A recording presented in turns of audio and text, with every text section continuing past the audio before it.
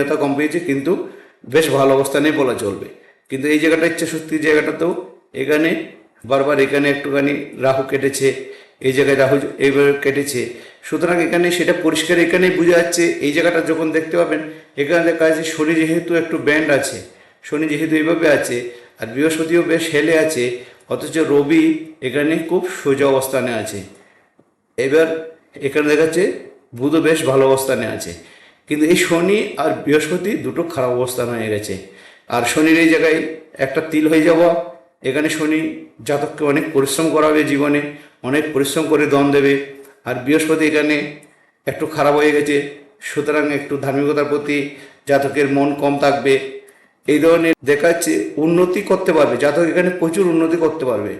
এই ধরনের হাতের রেখা থাকলে ব্রেন লাইন এইভাবে সুন্দরভাবে একদম এসেছে, এই যে একাধিক ব্রেন লাইন।